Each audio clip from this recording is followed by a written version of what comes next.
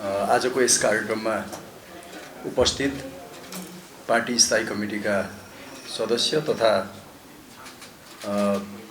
भोलि चैत्र 4 र 5 गते पार्टीले आयोजना गरेको राष्ट्रिय कार्यकर्ता भेला व्यवस्थापन कमिटीका संयोजक कमरेड सुरेन्द्र पाण्डे, त्यस्तै यो राष्ट्रिय भेलाको निम्ति हल तथा मञ्चहरूको व्यवस्थापन गर्न बनेको कमिटीका संयोजक कमरेड जीवनराम श्रेष्ठ, त्यस्तै यो राष्ट्रिय भेलाको सचिवालयलाई व्यवस्थित गर्नको निम्ति बनेको कमिटीका संयोजक कमरेड गङ्गालाल तुलाधर र यहाँ पार्टीका केन्द्रीय कमिटीका सहयोगदार कमरेडहरू पनि मैले देखाएको छु, पछाडि हुनुहुन्छ, उहाँहरूलाई पनि म सम्बोधन गर्न चाहन्छु।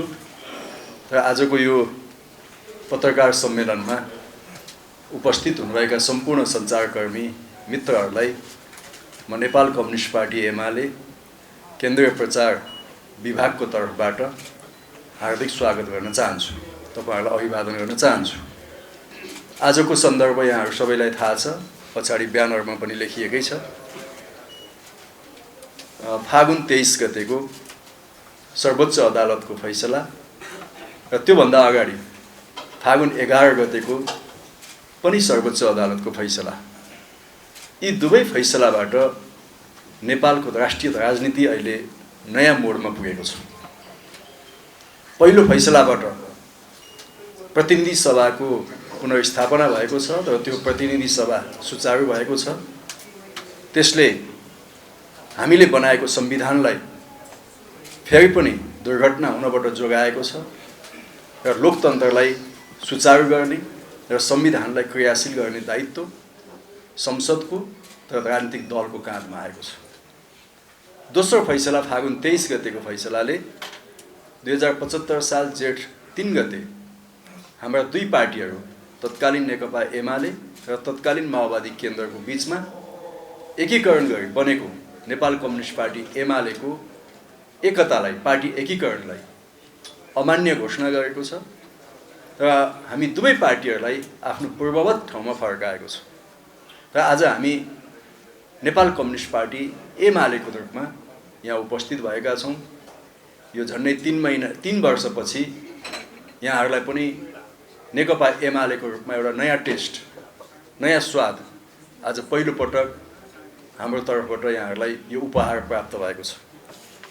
म अरू केही थपका नभनिकन हाम्रो विज्ञप्ति छ, विष्णुजीले अहिले त्यो वाचन गर्नुहुन्छ, त तपाईहरुका केही जिज्ञासाहरू हाम्रो यो व्यवस्थापन कमिटीका संयोजक कमरेड सुरेन्द्र पाण्डेले बताउनुहुन्छ।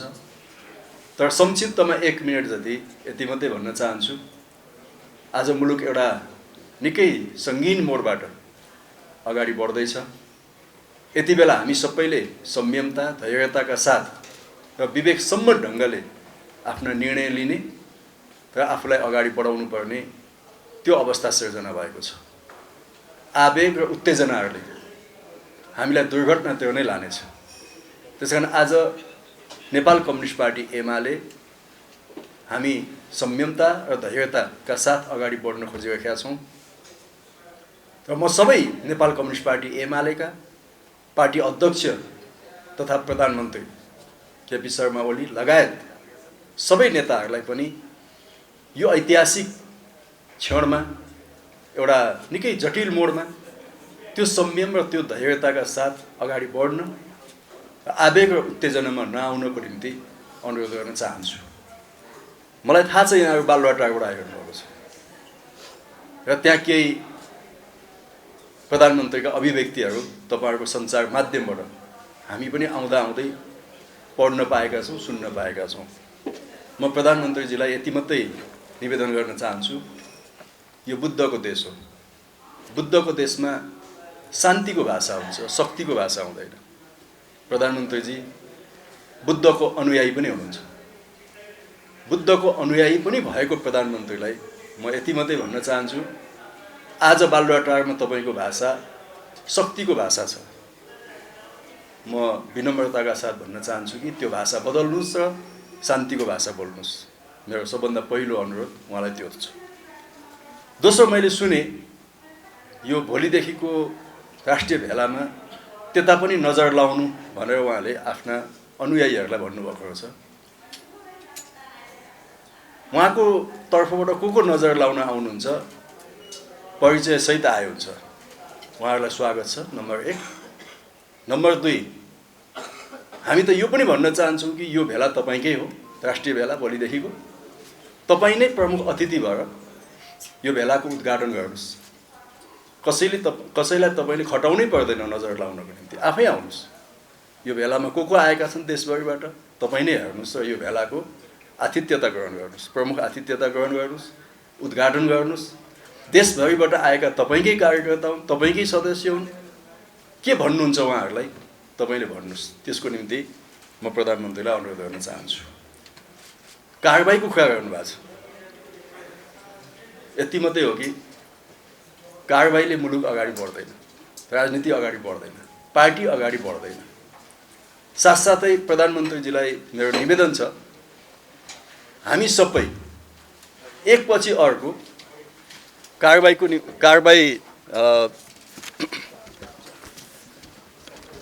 कहीँ खुस्क्यो,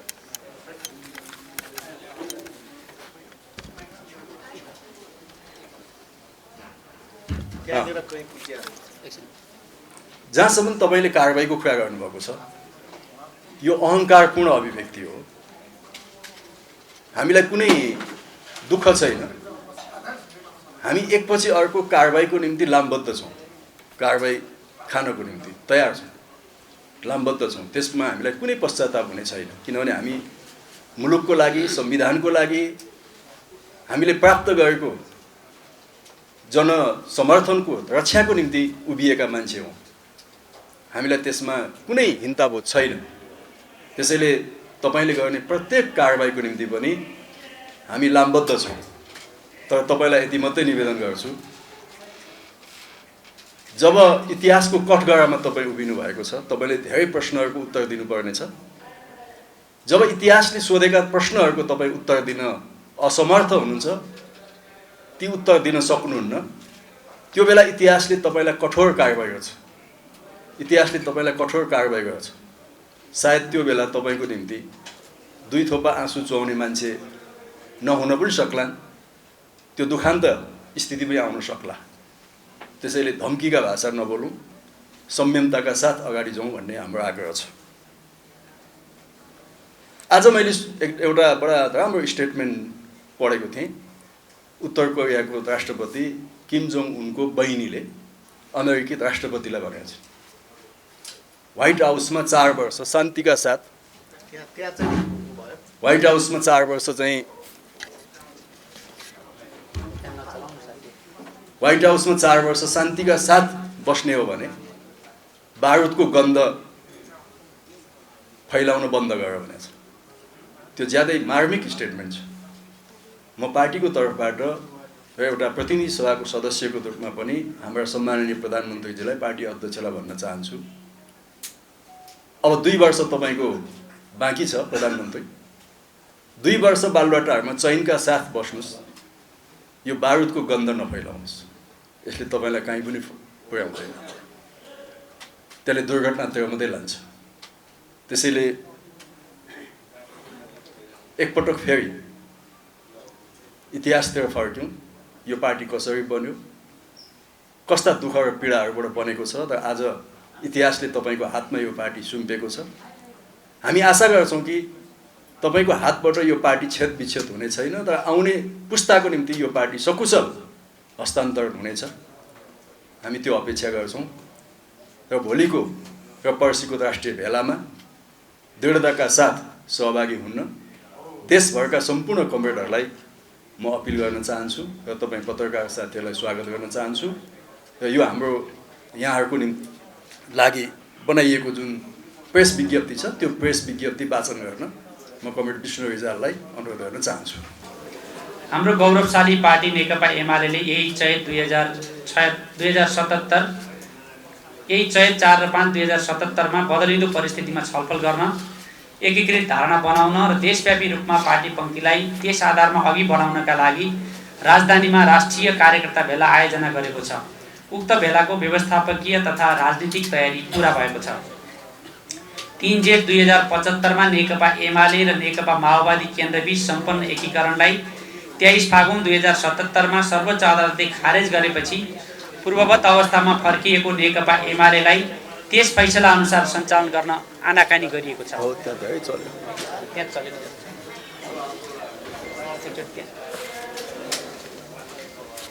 त्यहाँ छुन दिनै भयो, त्यहाँ अलि चल्दा त्यहाँ भेट गरेछ खुट्टाले। त्यहाँ एकछिन नचल्दिनु है साथीहरू। 3 जेठ 2075 मा नेकपा एमाले र नेकपा माओवादी केन्द्रबीच सम्पन्न एकीकरणलाई 2077 फागुन 23 मा सर्वोच्च अदालतले खारेज गरेपछि पूर्ववत अवस्थामा फर्किएको नेकपा एमालेलाई त्यस फैसला अनुसार सञ्चालन गर्न आनाकानी गरिएको छ। नेकपा एमाले पूर्ववत अवस्थामा फर्किनु भनेको 9औं राष्ट्रिय महाधिवेशनबाट पारित दस्तावेज, विधान र त्यस विधानका आधारमा टोलदेखि केन्द्रसम्म निर्माण भएका कमिटीहरूको स्वतः पुनर्स्थापना हो भन्ने कुरा स्पष्ट छ। यति हुँदाहुँदै पनि आफू खुसी बैठकका नाममा गुटका गतिविधिहरू गर्ने, सर्वोच्च अदालतको फैसलालाई कार्यान्वयन गर्न अस्वीकार गर्ने र पार्टीलाई विभाजनतर्फ लैजाने प्रयासहरू भइरहेका छन्। यसका विरुद्ध हामी दृढतापूर्वक उभिएका छौँ र राष्ट्रिय कार्यकर्ता भेला मार्फत हामी यो सन्देश आधारभूत तहसम्म पुर्याउन चाहन्छौँ। केन्द्रीय कमिटीको बैठकका नाममा यही फागुन 28 गते बालुवाटारमा आयोजना गरिएको गुटको भेलाले पार्टीमा थप असहजता, बेमेल र अविश्वास सिर्जना गर्नुका साथै पार्टीलाई विभाजनतर्फ धकेलेको छ।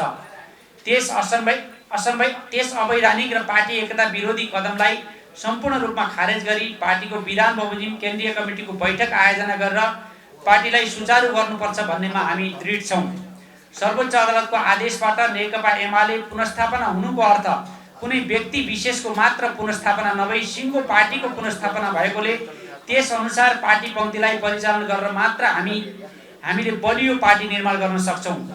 यस बीचमा नियतवश गरिएका पार्टी एकता विरोधी, विधान प्रतिकूल र एकलौटी कामहरूले सिर्जना गरेका पार्टी एकताका चुनौतीहरूलाई एकताबद्ध रूपमा प्रतिवाद गर्दै असफल पार्न हामी आम पार्टी पङ्क्तिलाई आह्वान गर्दछौँ। जनताको बहुदलीय जनवादको मूल्य र मान्यताको रक्षा गर्दै पार्टीलाई एकाधिकारवाद, गुटवाद र विभाजनबाट बचाउँदै लोकप्रिय, क्रान्तिकारी र लोकतान्त्रिक शक्तिका रूपमा विकास गर्नका लागि सबै नेता, कार्यकर्ता र आम जनसमुदायको एकताबद्ध प्रयास यति बेला थप खड्किएको छ। हाम्रा अग्रज कमरेडहरू पुष्पलाल श्रेष्ठ, मनमोहन अधिकारी, मदन भण्डारी लगायत सयौं नेताहरूको सही विचार, कुशल नेतृत्व तथा हजारौं शहीदको बलिदान र लाखौं कार्यकर्ताको रगत र पसिनाको जगमा स्थापित नेकपा एमालेलाई एकताबद्ध रूपमा भावी पुस्तालाई हस्तान्तरण गर्नु हामी सबैको साझा दायित्व बनेको छ। हामी राष्ट्रिय कार्यकर्ता भेलामा पार्टीलाई सुदृढ, एकताबद्ध, क्रियाशील र विधानसम्मत रूपमा अगाडि बढाउने सम्बन्धमा व्यापक छलफल गर्न गइरहेका छौँ। यसका लागि भेलामा केन्द्रीय कमिटीका तर्फबाट एक अवधारणा पत्र प्रस्तुत गरिनेछ र टोली विभाजन गरी सबै सहभागीहरूले आफ्ना मतहरू राख्न पाउने गरी छलफल र पारित गरिनेछ। यस भेलामा पार्टी केन्द्रीय कमिटी, केन्द्रीय निकाय, केन्द्रीय विभागका सदस्यहरू, प्रदेश कमिटीका सदस्यहरू, केन्द्रीय कमिटीका पूर्व सदस्यहरू, सङ्घ तथा प्रदेशका सांसदहरू, पूर्व सांसदहरू, जिल्ला कमिटीका पदाधिकारीहरू, सम्पर्क कमिटी र मञ्चका सदस्यहरू, गाउँ तथा नगर कमिटीका अध्यक्ष र सचिवहरू, जिल्ला समन्वय समिति, नगरपालिका र गाउँपालिकाका प्रमुख तथा उपप्रमुखहरू, जनसङ्गठन तथा पेशागत सङ्गठनका केन्द्रीय सचिवालयका सदस्यहरूका साथै प्रदेश र जिल्ला कमिटीका पदाधिकारीहरू गरी 2000 भन्दा बढी अगुवा कार्यकर्ताहरूको सहभागिता रहने व्यवस्था गरिएको छ।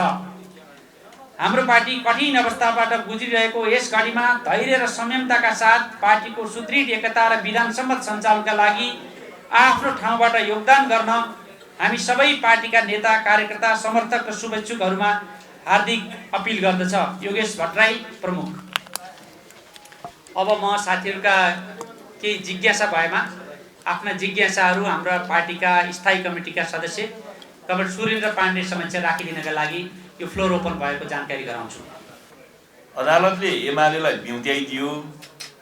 बिउतिएको एमाले पूर्ववत रूपमा सग्लो जहाँबाट बिउत्यो त्यहीँबाट आरम्भ गर्नुपर्ने हो। त्यसभन्दा अन्य गतिविधि गर्नु चाहिँ पार्टीको विधान विपरीतको कदम हो र काम कारबाही हुनेछ। त्यसैले त्यो स्वयं नै काम कारबाहीहरू कारबाही योग्य छन्। त्यस हिसाबले जब आफै गलत आधारमा खडा भएको पार्टी अध्यक्षले म अरूलाई कारबाही गर्छु भन्न सुहाउने कुरा भएन। पार्टीको विधान विपरीत काम गर्ने अध्यक्ष पनि कारबाहीको पात्र हुन्छ कि हुँदैन? अध्यक्ष चाहिँ त्यसबाट मुक्त हुन्छ, अरू चाहिँ कारबाही योग्य हुन्छन्, कारबाही भागी हुन्छन् भन्ने हुँदैन। त्यस हुनाले मैले यहाँलाई के भन्न चाहन्छु भने त्यो अस्तिको कदम नै गलत थियो, कारबाही योग्य थियो। हामीले त्यसलाई अस्वीकार गरेका छौँ र हामीले हिजो अध्यक्ष सहितको भेटमा हामीले यो कुरा प्रष्ट भनेका छौँ। ती कुराहरूलाई शून्यमा राखौँ र नयाँ स्टार्ट गरौँ, फ्रेस स्टार्ट गरौँ र त्यो मात्रै एकता पार्टी एकताको चाहिँ के भने आधार हो र अन्य कुराबाट पार्टी अगाडि जान सक्दैन। त्यसैले यस प्रकारको गलत अडान र आधारमा खडा भएको अवस्थामा चाहिँ कारबाहीको कुरा गर्नु भन्ने कुरा चाहिँ त्यो अनावश्यक कार्यकर्तालाई तर्साउन खोजिएको कुरा होला। अहिलेका कार्यकर्ता त्यस कुराबाट विचलित हुँदैनन् भन्ने मलाई लाग्छ। सबभन्दा पहिला कुरा त उहाँले पार्टीको विभाजनको आरम्भ ओली कमरेडले गर्नुभएको थियो। तपाईँलाई थाहा छ, संसदको विघटन गरिसकेपछि त्यस बेलाका नेकपा एमालेको नयाँ कमिटी भएर कमिटी बनाउन आरम्भ गरेको उहाँले, हामीले गरेको होइन। विभाजनको सम्पूर्ण प्रक्रिया काम कारबाही उहाँले गर्नुभयो र त्यो विभाजनलाई उहाँले वैधानिकता दिनको लागि चाहिँ अस्तिको बैठकले पुराना काम कारबाही चाहिँ मान्य हुन्छन् जो भन्नुभयो। विभाजन गर्ने कुराको प्रारम्भ त उहाँले नै अगाडि गर्नुभयो। हामी त हिजो पनि बिहान हामीले भेटेर के भन्यौँ भने ती सबै काम कारबाहीलाई अमान्य गरौँ। अदालतले हामीलाई जहाँबाट प्रवेश गर भनेको छ त्यही फर्क्यौँ। त्यो नै पार्टी एकताको आधारशिला हो।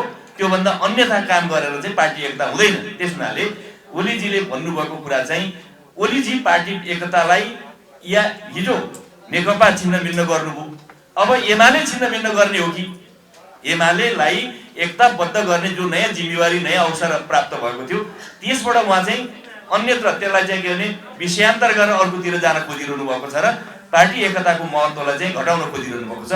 हामी भोलि पर्सिको कार्यकर्ता बेलामा पार्टी एकता, पार्टीको आवश्यकता, पार्टीलाई सुदृढ गर्ने र पार्टीलाई नेकपा एमालेलाई बलियो बनाउने त्यो उद्देश्यका साथ नै हामी भेला गर्दैछौँ।